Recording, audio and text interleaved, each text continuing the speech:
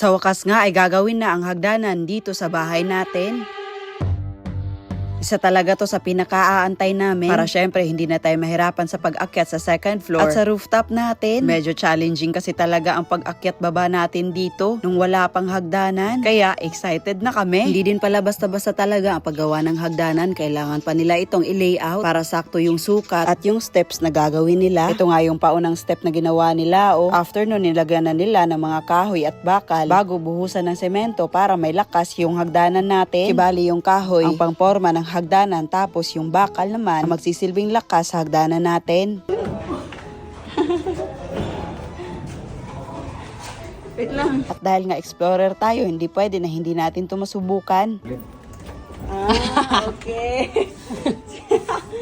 Sige, May. Good day. Kibali sariling kagustuhan talaga namin to na gusto namin masubukan yung pag-akyat dito. Kasi syempre pag matapos na to, hayahay naman ang pag-akyat natin dito, uy.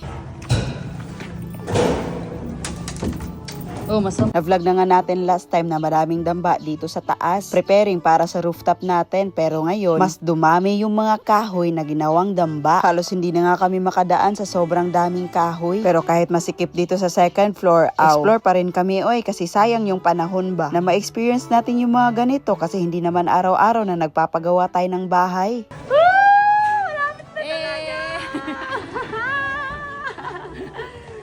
Hindi naman talaga makakaila sa mga mukha namin na sobrang saya namin. Kasi nga habang tumatagal yung panahon, palapit na palapit din ang pagkatapos ng bahay natin. May mga steel deck na nga din sa taas, so.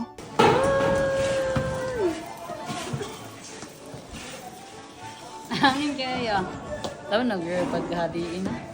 Ini-imagine na namin kung ano yung magiging setup pagkatapos ng bahay natin. Uy, nakaka-excite talaga. Lahat ng ito ay nagsimula lang sa isang pangarap. Hindi man agad binigay sa amin, at least ngayon andito na. Sabi nga nila sa buhay, kailangan mo talagang taasan ang pasensya mo. When the wait is longer, the blessing is bigger. Basta be consistent din sa ginagawa mo sa buhay na pagsisikap. Sobrang saya kasi nafe-feel namin na sobrang malapit na talaga matapos yung bahay natin sa wakas! Ilang tulog na lang to. Ilang buwan na lang. Sobrang saya kasi ilang taon tayo nagtiis, no? Ilang taon talaga. Mag-ipon. Inuna yung business sa ibang tao. Pero ngayon, inuna natin yung sarili natin.